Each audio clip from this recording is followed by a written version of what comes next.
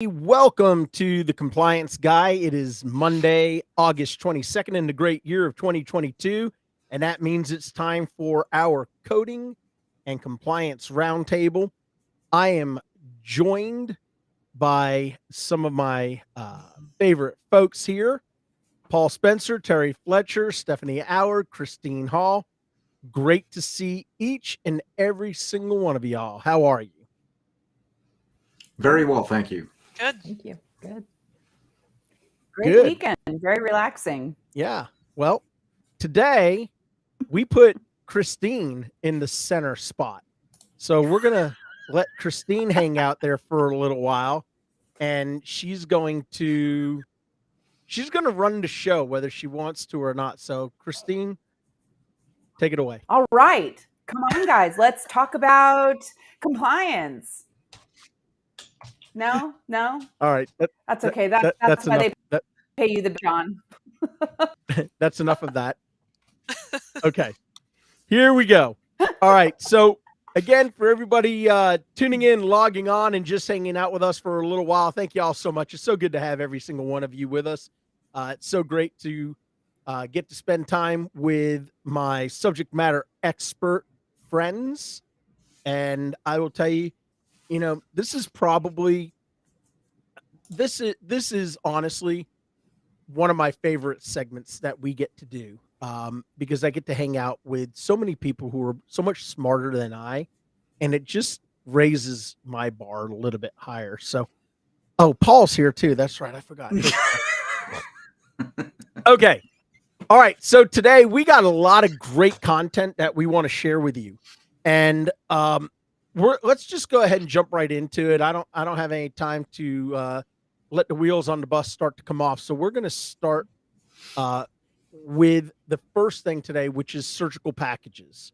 And I want to talk about surgical packages because there's a lot of misperceptions, a lot of misconceptions, a lot of misinformation about how the surgical package works. But more importantly, the fact that people need to be able to be aware that what is included in a surgical package for one payer might not necessarily be included with all payers. So, Christine, since you're in the center square right now, why don't we go ahead and let you kind of take this one first?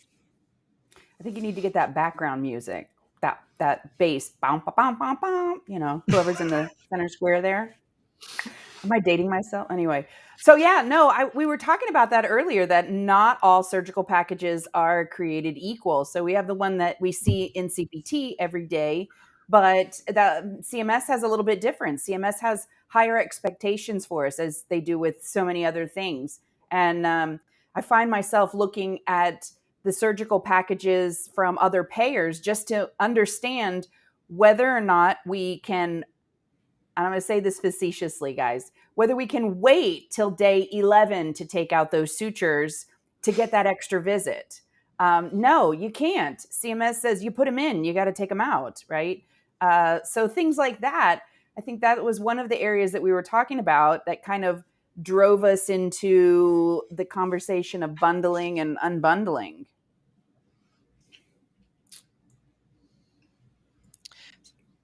I was going to go ahead and... Oh, Stephanie, go ahead. Yeah.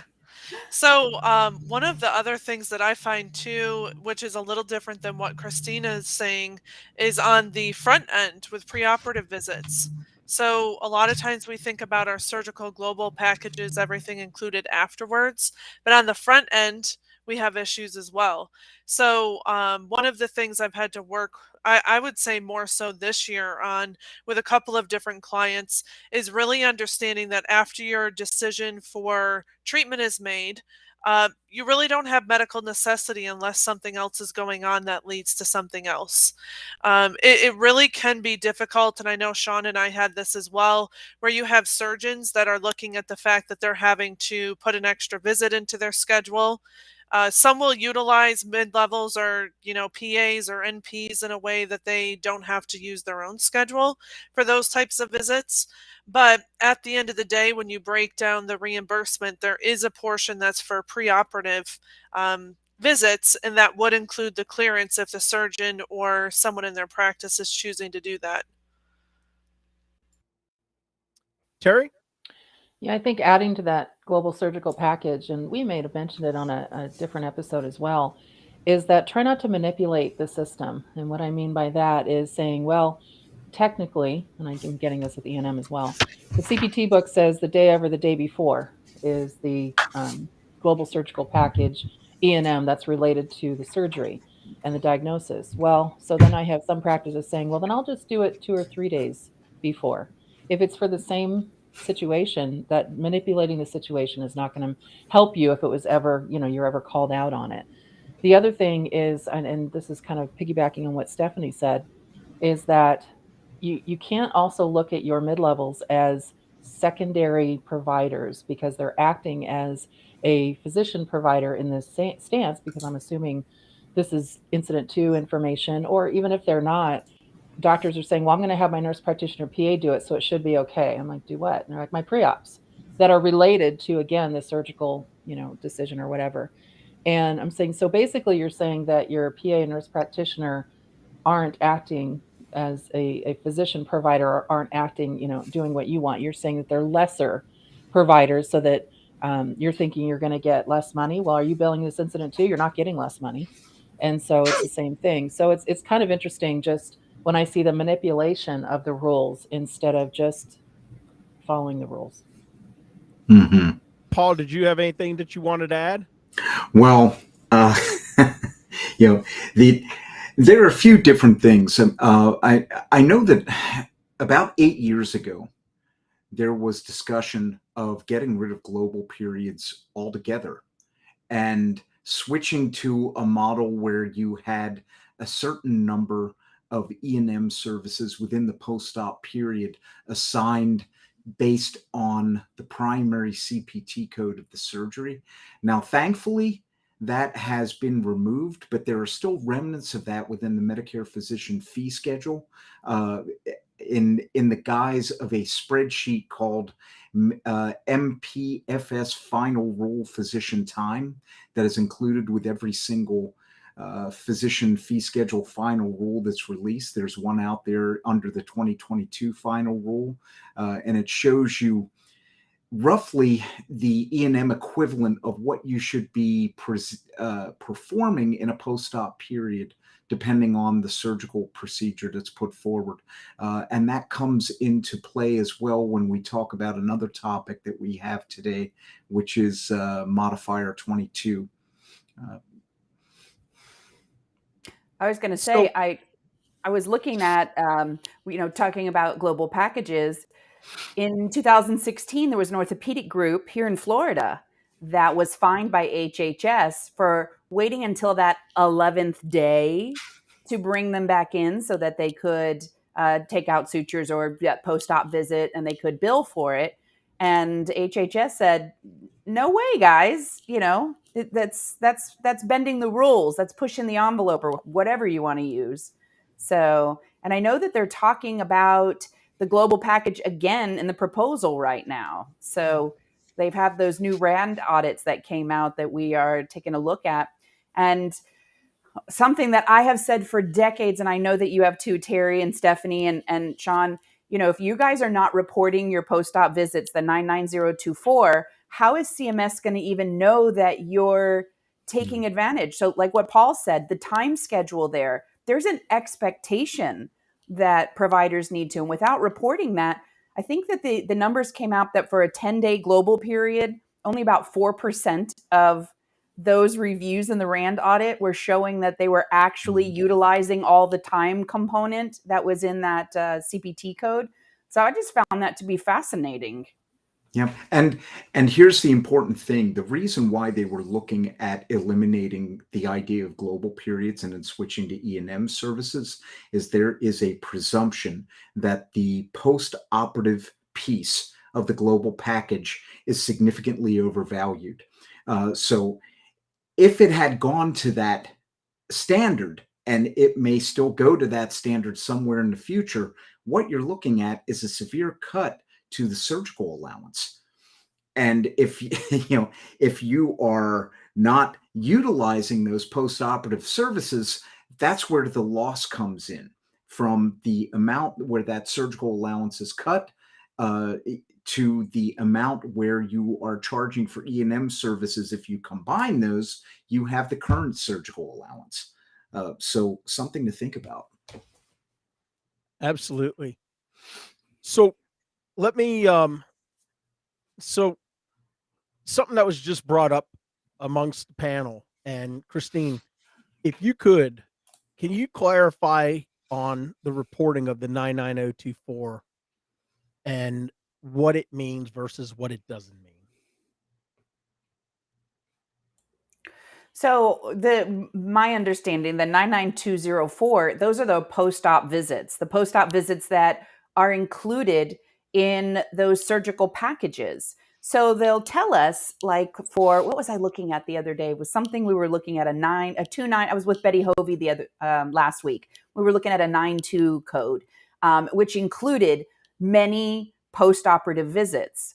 Now, if we're not reporting that 99024, when a patient does come in and have that post-operative visit equivalent to the 99213, the 99214, or whatever that is, and it's documented in the medical records that that's the quality of the visit, because it's in a post-operative period, instead of reporting the 99213, 214, we report the 99024, but the documentation still is the 213, the 214.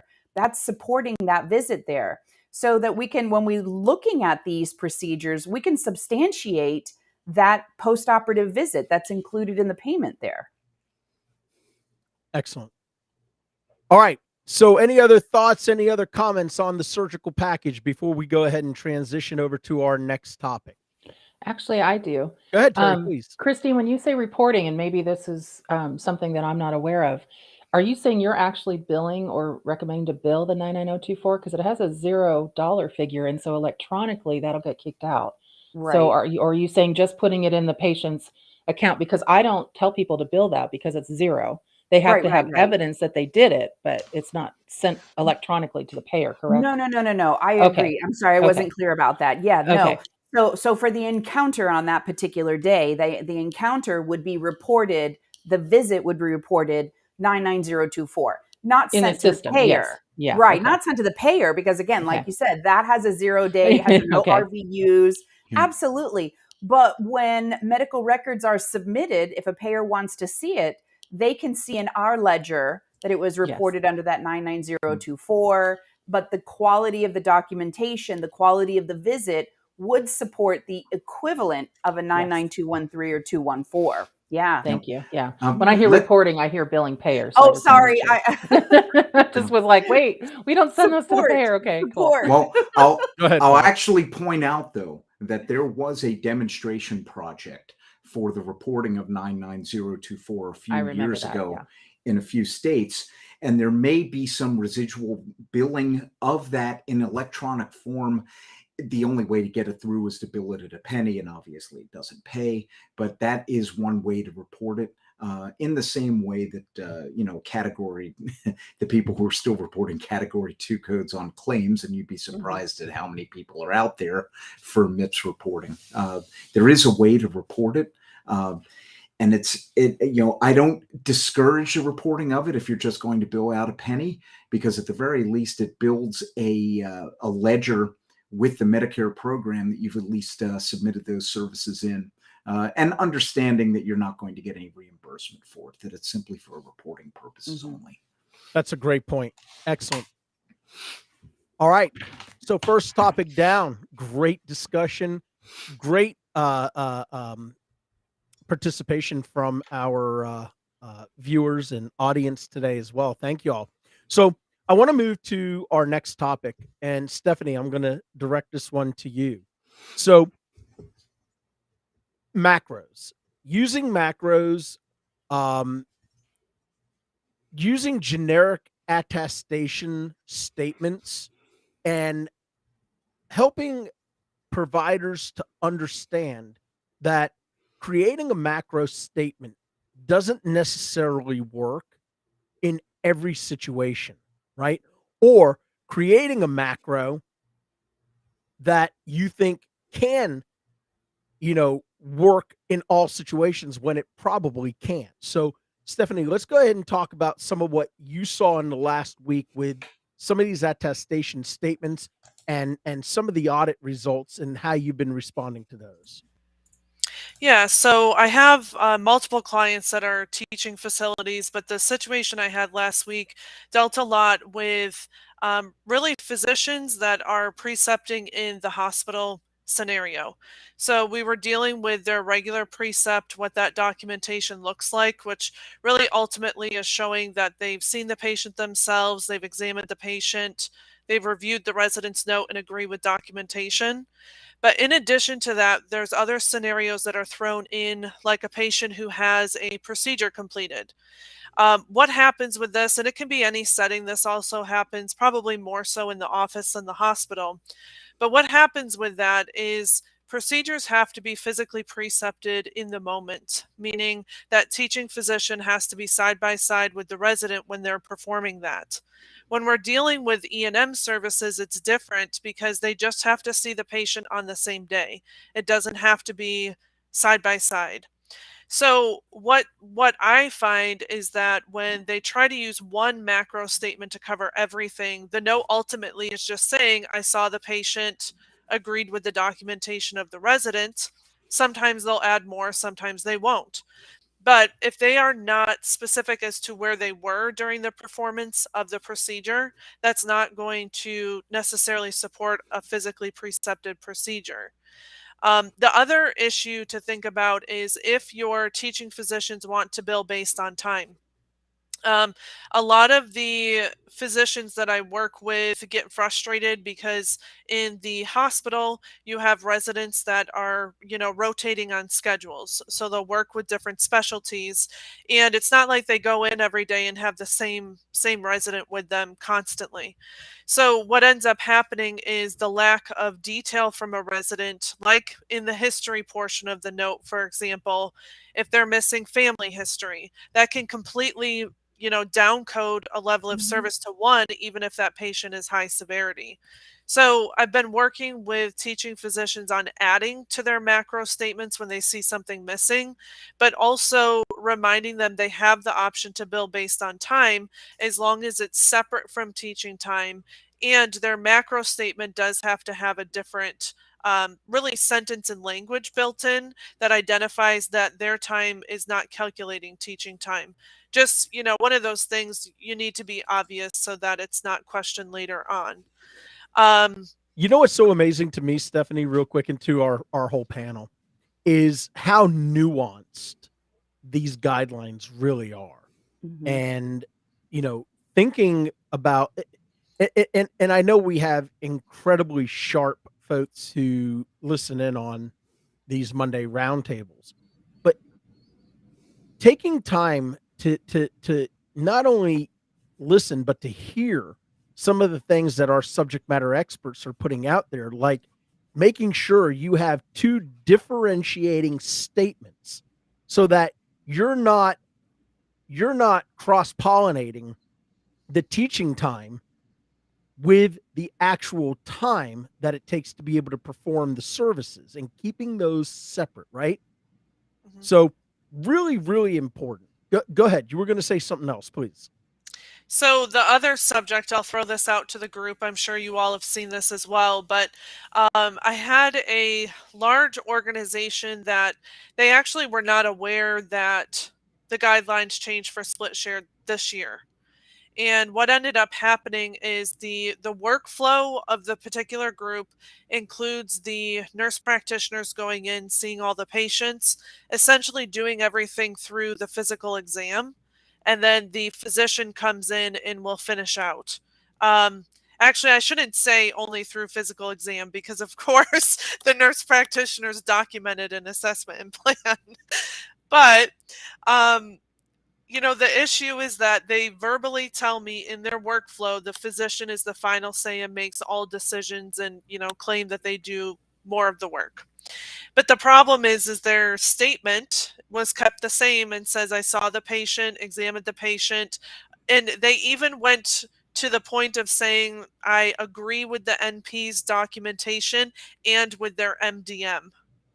So they didn't support it, but they clearly had to make a lot of changes. Yeah, Terry, I know I see you laughing, so I know you have some thoughts on this. So let me get your take on this. Well, I do because I've noticed that also, and I'm sure Stephanie and Christine have seen this, probably Paul too, to the point where we're like, oh my gosh, here it is again. Macros were one size fits all, where it's the same macro on every single patient that they pull down. And not patients are not one size fits all. I mean, that's why the 2021 guidelines and now the new guidelines that are coming out, they're just going to be the rules, is changed to what are you doing in Christine's words today? It's just about those patients today, and it has to be individual, that patient. But one of the things or I should say two things I see in the macros that I just, I don't know what to do with it when I see it because I just want to raise my hands up. One is I've reviewed and agree with the above. Okay, what do you agree with? And above what? And then the other one is my favorite, documented but not read. Okay, so, Sean, I'm going to throw that, and Paul, back to you guys do a lot of legal work. And I know in just the, arbitrations that I've been in, that doesn't fly. And so you can't say that anymore. Even the ones that say something to the effect that please excuse my typos if it change. What would I just say?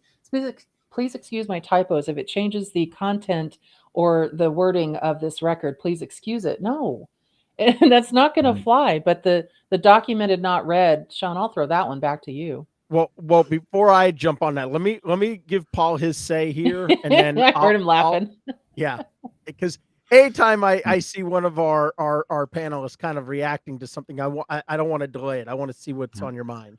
So quite often I'm looking at acute care evaluation and management records, and the one thing that is really driven home as far as that goes is I try to think about the beginning of the problem-oriented medical record and Dr. Larry Weed and what he would think looking at the documentation that we see where multiple things are just kind of carried forward and not particularly updated. They're billing a level 3, but you can't particularly tell how that patient's status has changed from the note.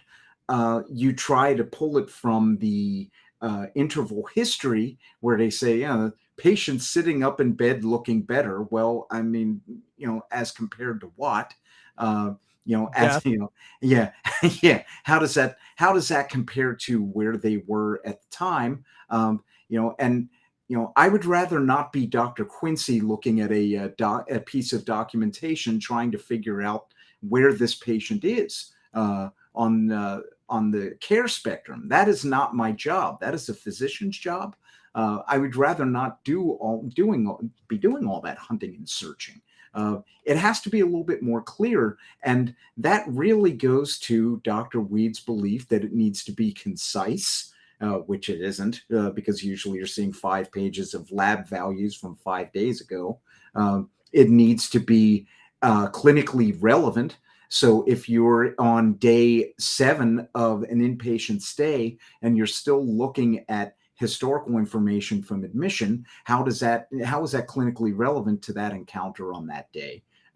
It's something that I can only insert very blunt assessments into as an auditor, but it's something that physicians really need to think about from a clinical perspective, and they really need to fix on their own. Sean, can you comment on that, what I sent you earlier this week on my 1982 HPI, remember? Yeah. So a couple of things. So one of the things that I see a lot in trial is counsel going after providers who in their documentation use statements such as transcribed but not read and confirmed. Well, that means absolutely nothing. Okay. That doesn't absolve you of med mal issues, right? If you have something that has been transcribed into your medical record that came from your dictaphone, and because you either speak too fast or you mumble or jumble your words or you have a hard accent for somebody to understand, and you put in, you know, this dosing as opposed to, you know, you state what your dosing is, but the person hears something different and it results in an accident for the patient, an issue, you're not going to be able to walk away from that. Okay. The insurance companies. Now, I will tell you, I raise the arguments all the time, you know, when they talk about, oh, the note wasn't signed within 7 days. United Healthcare is notorious for this. Your note wasn't signed and dated within 7 days. Okay. It's a technical violation, and it doesn't mean that the services didn't happen, and it doesn't mean that the services aren't medically necessary. And I will tell you, we had one of the insurance companies demand $130,000 back. I don't know if it was you, Stephanie, or Paul. One of you guys was working with me on this. It was right at the beginning of the pandemic before all the audits shut down. They wanted like $130,000 back. And we argued it to say, look, anyone with the physician's credentials can log into the system and sign their notes and date them. It doesn't mean that the physician did that. I get it's an honor system, but the fact that the signature isn't on there within 7 days doesn't mean that the service wasn't medically necessary and that it didn't happen. But one thing that Terry brought it up, and this was absolutely just, if it wasn't so egregious, it would absolutely be comical. A provider in their, I think it was their history of present illness, but in the documentation brought up the fact that the patient's condition has been stable since, and it was like 1982. And it's like, really? I'm like, that's cool. Are we really talking about something in 2022 from what transpired in 1982? I mean, I know the 80s were a great decade to grow up in, but really? Come on. Go ahead. Who wants to jump on that? Well, I just want to expand on what happened. I have a doctor who I'm constantly, they won't let out his, he knows I get on him. They won't let out his level 5s until I look at it. And if I say it's not a level 5, it doesn't go out as a level 5, I recode it. And he has complex patients. He does. But he has this habit, and these are telehealth, just, kill me now. And these are telehealth level 5s. And basically he'll say on his HPI, the last in-person HPI was, and he'll put a date, and then he'll reiterate it on a whole page. It's so long. And the last one he gave me was 1982. Like, it's going to count for something. And I'm like, no, what are you doing, Christine? I'm sorry. Today. I'm like, what are you doing today? I'm like, I don't care about what happened 40 years ago. It's not going to relate to today. It's not. I don't care what anybody says. The email that I got from Terry was absolutely comical. And I couldn't help it. I'm like, this is just too good not to share. She's like, what the heck? I mean, is this real? How do I even deal with this? I mean, this is the kind of stuff that we're seeing. It's unbelievable. All I can think of is, geez, I was 16.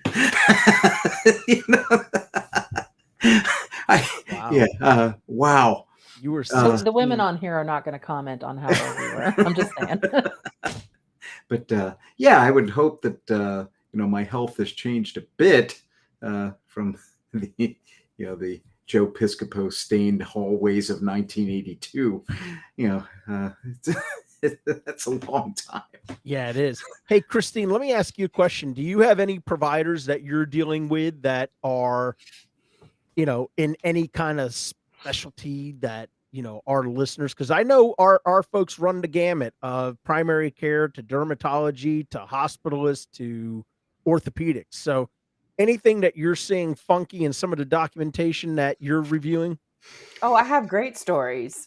I had one not too long ago that was an inpatient stay, patients having their gallbladder taken out tomorrow, and then again on Tuesday, and then again on Wednesday, and then again on Thursday. And I mean, I was always taught that anatomically we have one gallbladder. So how in the world, this is an amazing patient.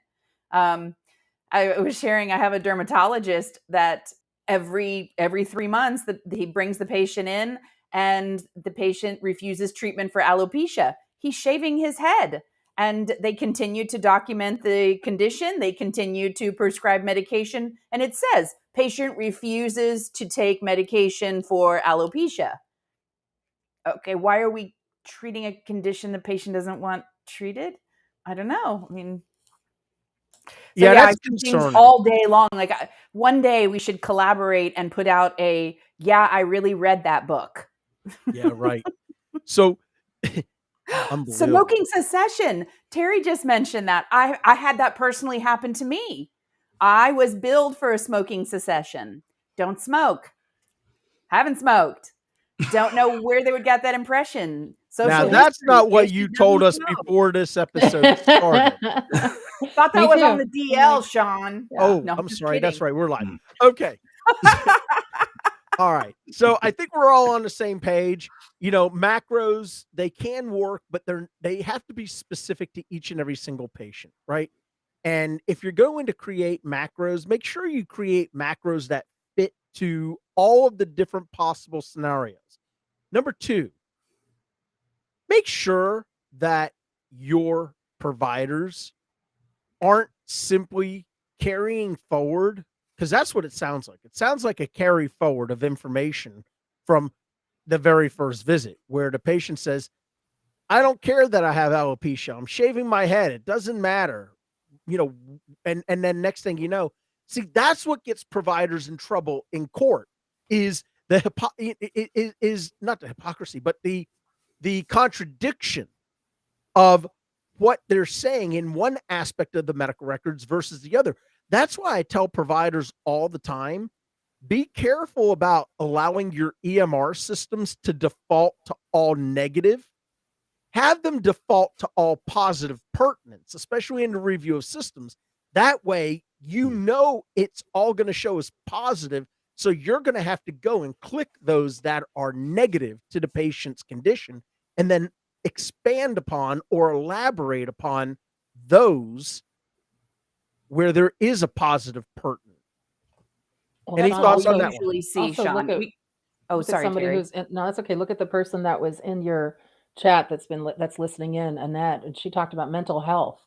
Can you imagine having macros, mental health keep pulling through, and now with the what am I trying to say? The Cures Act of information blocks, so patients can get a copy, and they see that there was no change on a mental health patient. I mean, that's I'm not saying Yeah. one's worse than the other, but to me, that would be pretty bad. So we do a lot of behavioral health work, right? We have in doctors management, we have some of the largest behavioral health centers in the country. And I agree with Annette. Using macros in mental health is a very bad way to be able to document, because from my experience of dealing in the mental health or behavioral health area is that patients aren't always going to be static from encounter to encounter.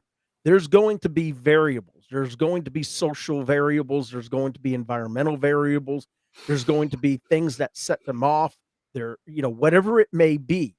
So I would encourage behavioral health providers, stay away from macros and make sure that you are documenting specific to each and every single encounter.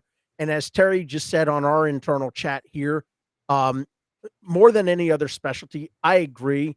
Behavioral health is a specialty that you have got to be spot on with every single aspect of your documentation because of the potential for what could happen. Okay. All right. So I think that's a great conversation on our macros. Let's keep this thing moving because I set a pretty lofty agenda for us today. So Terry, I want to kick this one over to you. So I'm going to put you back up here in the center square. And I want to talk about this because providers, especially now throughout the course of the pandemic, and they've been doing this all along, they're always looking to be able to add ancillary services into their mix. They're always looking to be able to add new services.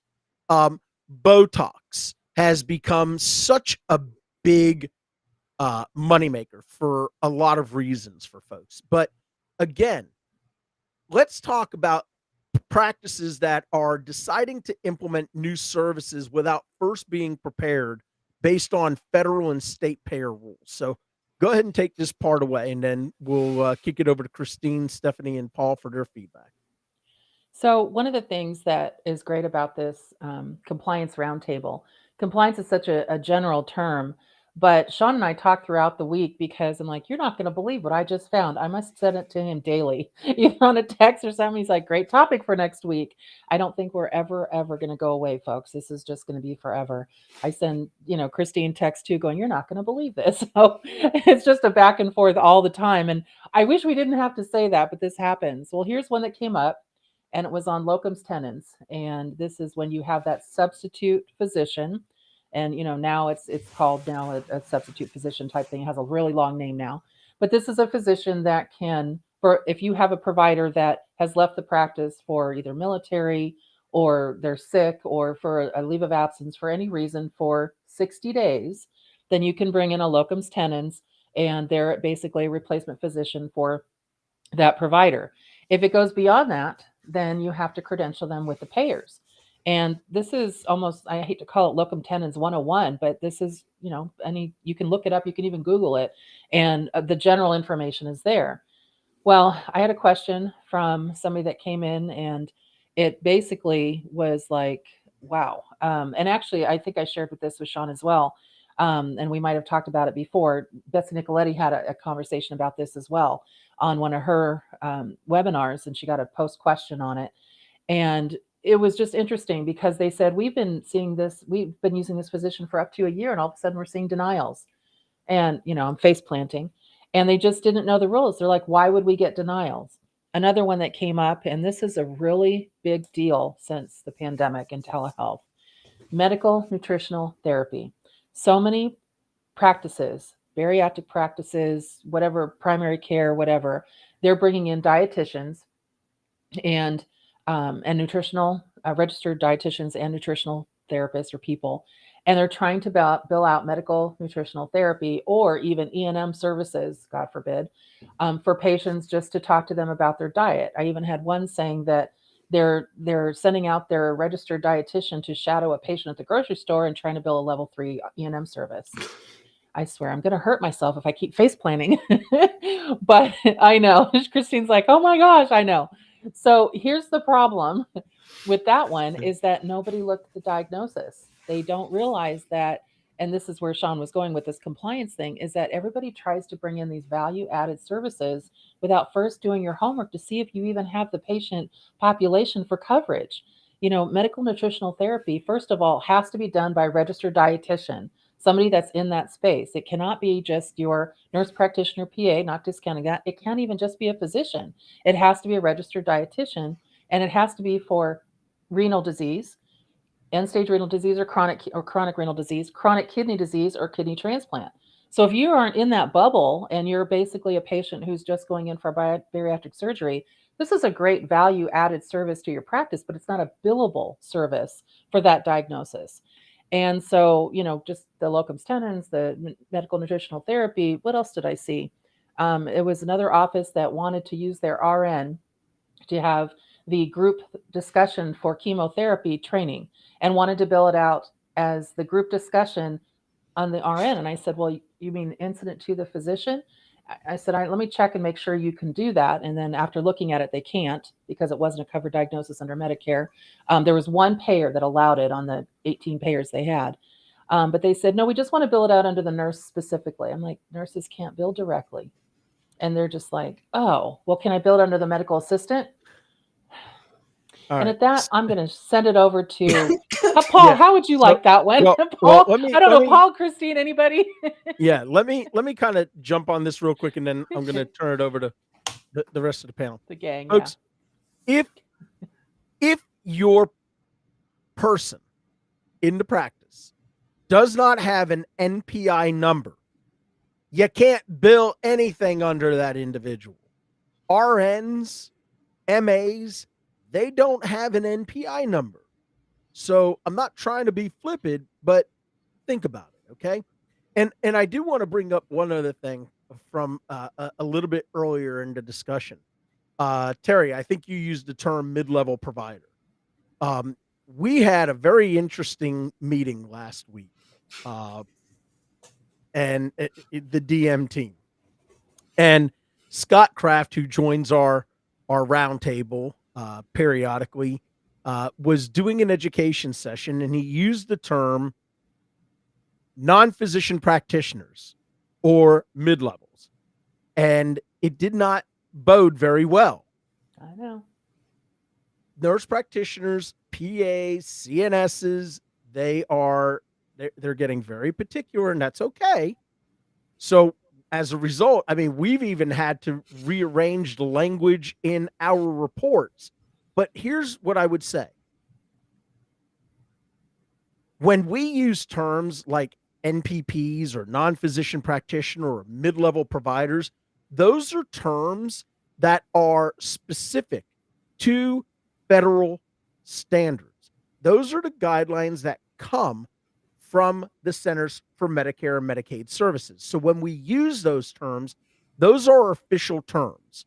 So if to Christine's point, qualified healthcare professionals, these are specific terms that have been adopted by the American Medical Association, by the Centers for Medicare and Medicaid Services. You'll find these terms in the Federal Register. So please understand that these terms are not meant to be offensive. These are the terms as we use them. Like when I'm in court and I'm having to talk about Incident 2 services, I use the terms mid-level providers or non-physician practitioners, because if I have to go back and quote chapter and verse 60.3 of chapter 15, I need to be able to read it. Because if I start saying, well, PAs and NPs and CNSs and da-da-da-da-da-da-da, that's not how it reads. Right. So just be aware of that. So here's a great question. Let me, before we move on, I want to throw this out to the group, because I think this is a great question. Annette asks the question, what if you bill under a group NPI? Could you bill E&M with a TD modifier? Well, you have to look at the explanation of that modifier. And the nurses may only provide services and bill for codes that fall within the scope of practice allowed by their professional training and state licensure. So you can bill a 99211 if they're following the plan of care from a physician, but anything beyond that, you're no. In virtually every state that I know of, no. So Paul raises a great point. Okay, and let me talk about this, because I'm an actual auditor, reviewer, investigator. I'm really not an auditor. I'm an investigator reviewer for several medical boards across the United States. And what I will tell you is Paul's answer is spot on. It comes down to understanding what is in the State Nurse Practice Act for your state, as well as understanding what are in the regulations for a particular state for physicians. Because remember, podiatrists as well are governed under a separate set of guidelines than what you find MDs and DOs. So always check with your state to understand what the guidelines are. Okay. So anything further that we want to talk about on I wanted to add something to what we were just talking about, Sean, and again on making sure you know the rules before you try to add these value-added services. And actually, I want Christine's thoughts on this as well. New technology, clinical trials, things like that. Pam just said I had to Google the TD modifier. Me too, Pam. I'm with you on that one. Things that vendors give you where they say a pamphlet telling you how to bill. It reminds me of what Stephanie said too. Remember the whole fraud insurance, Stephanie? That was my favorite session we ever had. But the one thing you have to be very careful of is your vendors are not coders. They're also they're salespeople. They're not necessarily healthcare professionals, if you will. And I don't mean to discount what a vendor can bring to your office, because new technology is great. We want some of this new technology. But if you're basing your policies on a vendor pamphlet instead of doing your due diligence and finding out first, is it FDA approved? Who will pay for it? Is it in the T code section of the CPT book, which usually doesn't have a payment listed with it? Then and I see doctors going, oh, well, I didn't know that, so I'm just going to use this code because it's similar. You can't do that. CPT says you have to get to the code that is most appropriate. And if a T code exists, you got to use that instead of unlisted, or, a code that's sort of like it, just so you get paid. So just kind of this thing, rounding this up, you have to do your research when somebody says you can bill something, instead of implementing a service or something like that before making sure that before reporting it or billing it to a payer, because it can be a real problem. Christine, I'm sure you've seen that. Well, I had a chance to work with a vendor who wanted to provide a service, and they needed that marketing material, how to bill for it. So I explained to them that it's really going to depend on each person's scope of work that's providing the component of this procedure that they wanted to do. And they actually came back to me and said, that's not what we're looking for. We want one code that we can tell our providers that they can get paid for if they use our product. And I said, it doesn't fit in that bubble. It doesn't fit into a code like that. It really is going to be dependent. And they pushed the issue and pitched the issue. And eventually we couldn't come to an agreement between the two of us, because it was middle of the road. That was the way that it was. So I always caution providers, when you do get that pamphlet, do your due diligence, because being on that middle side, at that vendor side, working with them, sometimes their motive is just to come up with something to sell the doctors on. And it doesn't always translate to compliant or to the right codes or to the right methodology in billing. And Sean and I have been down this road before, where we've had a vendor come in and say, well, there's a code for it and we've gotten paid for it. Well, there's not an LCD for it. And that is really where the rubber meets the road. You have to have coverage guidelines for something, not just a code. And there are some LCDs that take many, many years to build, because they need reputable scientific research behind it, and not just the research that's being done by the vendor that says, look, it works. Yeah.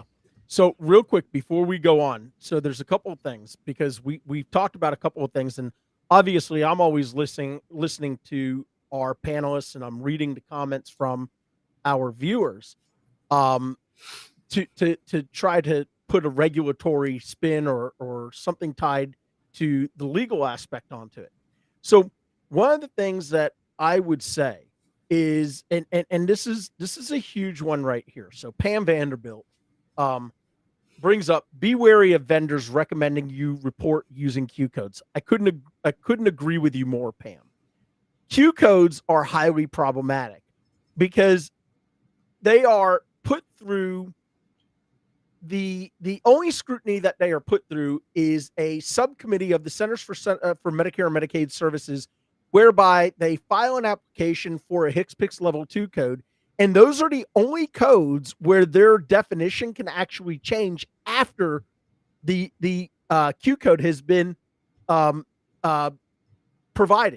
But one of the things that, Paul, you mentioned was the importance of the LCDs or NCDs. But keep this in mind. There is a subsection in the Medicare Program Integrity Manual, and it comes specifically from Chapter 3, and it's 3.6.2.2, and it is titled Reasonable and Necessary Criteria. And what it says is this: in the absence of a national coverage determination, Medicare contractors are responsible for determining whether services are reasonable and necessary. If no local coverage determination exists for a particular item or service, the MACs, CERT, recovery auditors, and UPICs shall consider an item or service to be reasonable and necessary if the item or service meets the following criteria. 1, it's safe and effective. But this is where the majority of them don't qualify. It cannot be experimental or investigational. If something is not FDA approved, if it is not, and remember, FDA cleared is not the same thing as FDA approved, okay? And it is appropriate, including the duration and frequency in terms of whether the service or item is furnished in accordance with accepted standards of medical practice for the diagnosis or treatment of the beneficiary's condition or to improve the functioning of a malformed body member. That is the legal doctrine by which evidence-based medicine is created as a standard. And finally, it has to be ordered and furnished by a qualified personnel. Okay. So again, we've got to be very careful when we listen to vendors giving coding guidance. Make sure that what they're, number one, it's fine to take guidance from a vendor, but independently verify it. Because if you don't, it's on you. You may think that you can go back and sue the vendor for, professional negligence. Well, good luck. It's going to be a hard case because the first question that's going to get asked of you is, well, Medicare says that you should have known. Did you independently verify the information through the payers to whom you are billing? So be careful with that stuff. Number two, if you're not, folks, accountability is the word that I want to use here. You have to be accountable for the actions of you and of your organization. You can't depend on third parties. That's why I tell people all the time, create your circle of subject matter experts. For me, I have a very finite set of people that I put my trust in. When I'm looking for law enforcement and I'm having to make decisions on FBI 302s or any of these interview documents, Eric Rubenstein is my go-to as a retired OIG special agent. If I'm looking for data that's tied to operational statistics, I'm going to Ryan Vaughn and Jordan Johnson and Dr. Wayne Winston. If I'm looking for statistical analysis and I'm looking for things on Cochrane's theory, or I'm looking for how to do statistical sampling to validate, rat stats, I'm looking at Frank Cohen. If I'm looking at coding and auditing and billing, I'm looking to Christine Hall. I'm looking to Terry Fletcher. I'm looking to Scott Kraft and Stephanie Allard and Paul Spencer.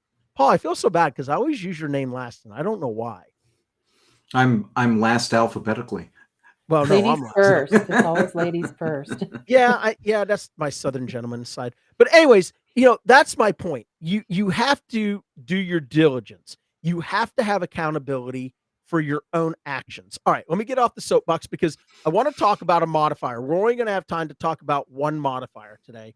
And for me, this modifier has been a big issue for the last week for some reason. And it's the modifier 22. And I want to bring this up real quick before we go forward, because I always want to make sure that when we're talking about things, we're talking about actual sourced, cited information. So this is Noridian, and I guarantee that we could pull a document on the modifier 22 from every single pair that is out there. And I'm trying to blow it up so everybody can see. Okay. I am guarantee you that we're going to find the same instructions. So one, and then Paul, I'm going to come to you first, and then Stephanie. On the modifier 22, this means that we have to have documentation to indicate that the work performed to provide the service was substantially greater than typically required, right? So it has to support the substantial, notice the term, it's substantial work, okay? The reason for the additional work. So look at what the government is showing you here. They are giving you trigger words, okay? Increased intensity, time, technical difficulty of the procedure, severity of the patient's condition, physical and mental effort required. Documentation includes separate paragraph titled, folks, this is the key to the modifier 22. You have to have a separate paragraph, and you need to title it unusual procedure.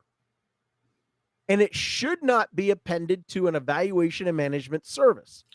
Okay, folks, application of these modifiers to the wrong types of services will result in rejection of your claims. You can't put a modifier that's intended for a procedure onto an E&M and vice versa. So the correct use is very simple. It goes on 0, 10, or 90 day, no problem. Clearly indicate the difficulty of the procedure beyond the norm. 3, submit explanation with the claim. Additional documentation is no longer requested. So they're not going to, if you don't submit the documentation with the initial claim filing, they're not going to request it. They're going to deny your claim, or they're not going to pay you the extra beyond that. Incorrect use. You can't ignore this. Surgery took an extra 2 hours. This was a difficult surgery. Folks, you've got to give very detailed explanations.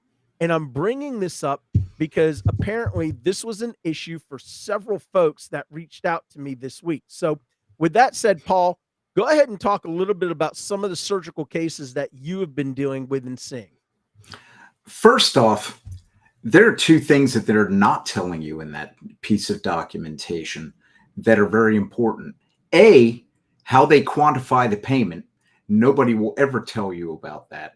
And B, the fact that for every single CPT code, the AMA maintains a list of key tasks within that CPT code. Why have we never seen that? Because it's in a black box and they don't share it with anybody. The only way I know that is because I was researching this 10 years ago, wondering how you quantify the payment for a modifier 22, and that's a much longer discussion. But the Urban Institute was doing a study as to how to quantify certain levels and intra-service time, median intra-service time for CPT codes, and that gets into how you quantify the payment for these services. First off, it says 0, 10, or 90. Good luck getting it paid on 0 or 10. It's really going to be on 90-day global procedures.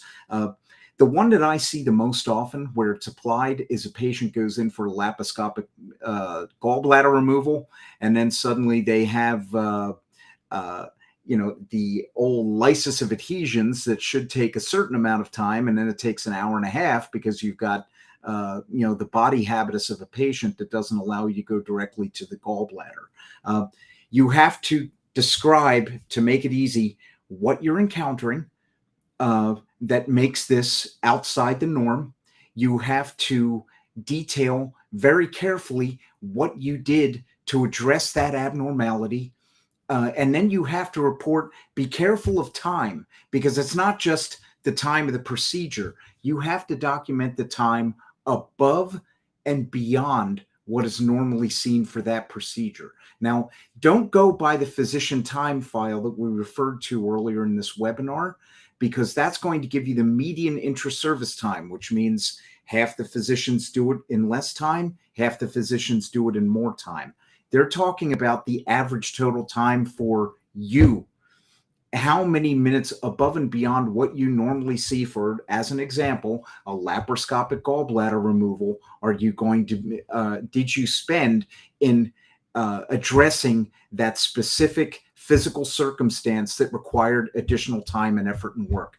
The question from Melissa, can the additional payment amount be included in the contract language? Well, that's a tough one because it's going to vary based on the CPT code that you have, and the amount of time above and beyond what you're normally spending is going to vary from procedure to procedure. It's very tough to quantify that in a contract. There are ways to quantify it. I'm not going to get into the mathematics of that.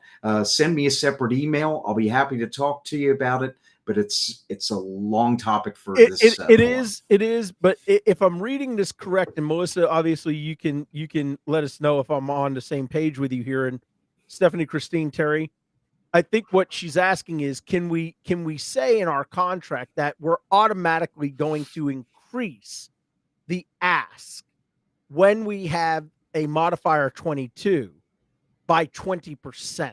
Can we include that in the contract language? I think that's where she was going, as opposed to. I can say that I've never seen that in contract language. They prefer to handle it claim by claim. Okay, go ahead, Christine, Terry. Any final thoughts on the modifier 22? Well, I wouldn't want there to be something in writing that says only 20%, because what if I do have that procedure where it takes me double the time because of the circumstances there. Such a great I only point. want to limit myself to 20% payment. Right. Such What a- I've actually such a great point. asked, Go ahead, Terry. what I've done with some contracting is we actually put individual modifiers in contracts now for consideration, because some of the payers don't consider some modifiers. Some don't want 59. Some wouldn't even look at a 22. So we'll put in our contracts that there will be a consideration for this modifier based on XYZ. So it kind of what Paul was saying, it goes above and beyond to a certain amount of what it is. But one thing I just wanted to wrap up, just because you have a doctor that takes longer than the rest of the doctors in your practice to do a procedure doesn't make it a 22 modifier. That's all I'm saying. All right. I was Stephanie, just going to Christine, add. Go ahead. Yeah, I was just going to say, along the lines of time, there's so many times I'm in a meeting with a provider and I can't see documentation to even begin to support a 22. So it tends to be a mix of things. Sometimes the information lies within an H&P note, which I'm not going to if I'm auditing a surgery. You've got to have the detail, like Paul said, you've got to support that separately, but also the providers really need to understand what we're talking about here with the increased work, extra time. There are times when I'll talk to them about that and they say, well, there were, difficult adhesions and it took another 20 minutes. Well, is that really enough to justify? And then on top of it, typically coding departments, billing departments don't really like the work of the 22 because it can be really difficult to ultimately get paid on that. You are supposed to initially send your records, but does the insurance receive them? Do they read them up front? Do they come back and ask for the notes again for a second time? There's a lot to consider there. So the providers really need to understand up front that this is something outside of the norm and then go from there as far as what needs to be in the documentation. Also, one more thing before you move on, and I know you got to close it up. We're getting low on time. Yep. Make sure that you're also, and this is to the listeners, make sure you're also reading the language or the code description. So I see this a lot of times with gastro, where somebody says, well, we removed 30 polyps. Well, if you actually look at the biopsy for polyps, it says polyps and then in parentheses S. So it gives you that plural already. So you would have to say that, if during that removal, basically take triple the time, not just time, but why it was difficult, what was the difficulty in it and the extra mental and physical effort on behalf of the physician. I also see it in cardiology and non-coronary, where they say, well, I put in 3 overlapping stents. Well, look at the code. The code says stent or stents. It gives you the plural. So just putting in more or taking out more doesn't automatically make it an unusual service or an increased procedural service, because the code already allows for that. Excellent points. All right, Christine, any final thoughts? Yeah.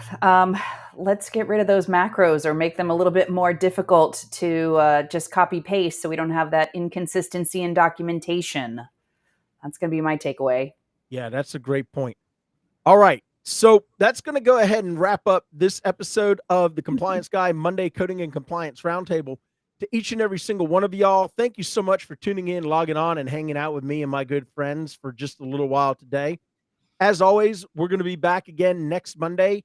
In the meantime, if you have any specific issues on modifiers or any particular type of codes that you all are struggling with, direct message me or Stephanie or Paul or Terry or Christine. Let us know what you're struggling with, and let's see if we can't find a way to bring that to our next episode.